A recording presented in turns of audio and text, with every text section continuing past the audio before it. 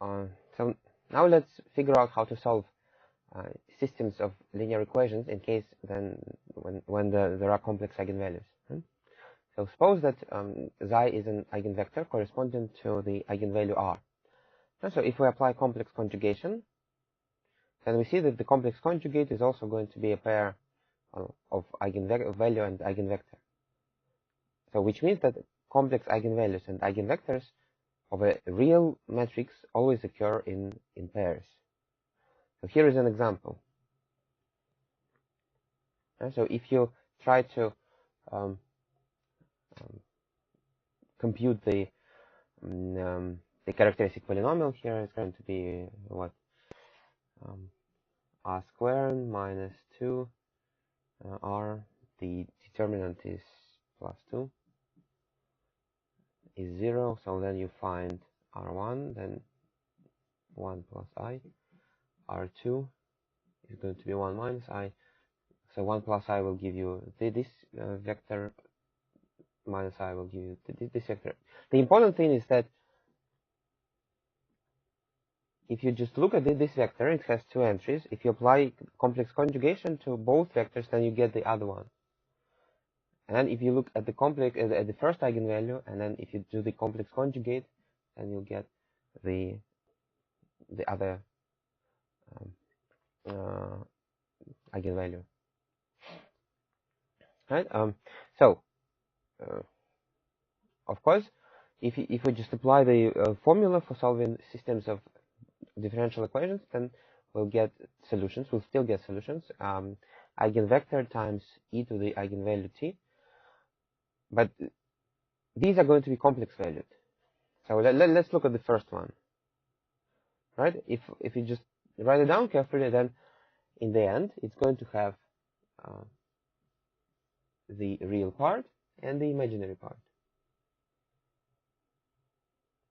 So the question, if you just look at the real part without the imaginary part, is it going to be a solution? Or if you look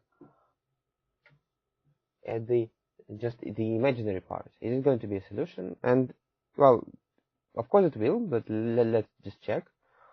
You know, if you want to check straightforward, you can do it. So you can find a d over dt of both things and then verify that indeed it's the same thing as you multiply by the matrix. Well, so of course we are going to get solutions. But are they going to be linearly independent solutions? And so in order to verify whether or not they are linearly independent, we need to compute the Wronskian. So it's a good a point to recall what the Wronskian is. To compute the Wronskian, we need to write them down as columns of the same matrix. So we're going to have, so first I will copy the real part of x1. I'm going to have minus et sine t, e to the t cosine t. And now I'm going to copy the second one from the imaginary part of x1. So I'm going to have e to the t times cosine t. And here e to the t times sine t. And so let me just once again. So this is the first one, and this is the second one.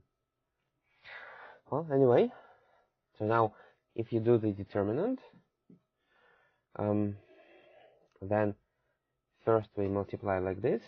So we're going to have minus e to the t times e to the t minus e to the 2t times sine square t. Sine square t. And then minus the disorder, so I'm going to have minus e to the 2t again, and then cosine square t.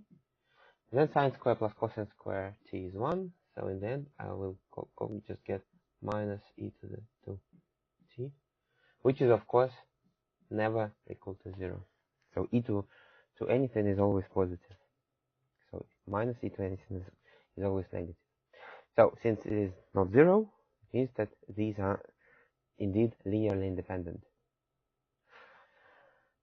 Well, of course, I kind of just verified it directly.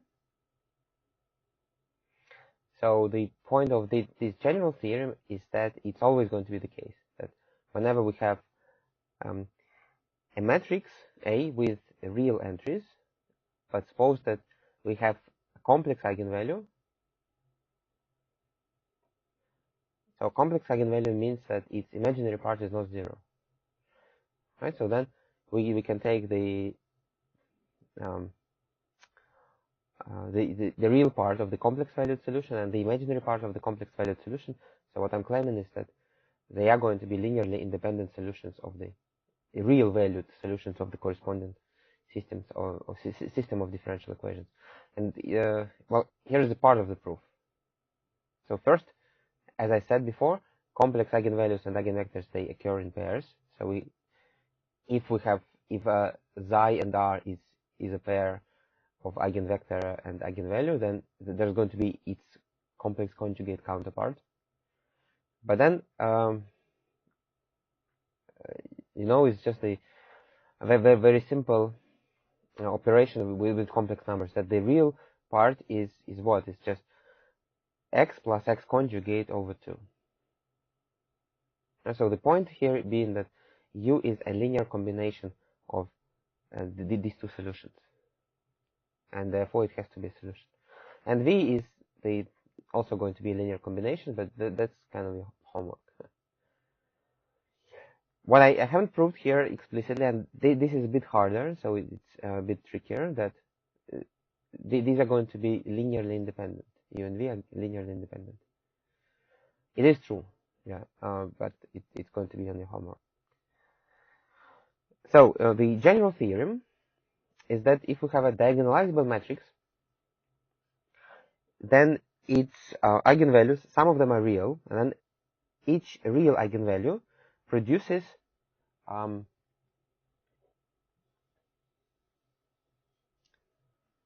one solution of the corresponding system of ordinary differential equations.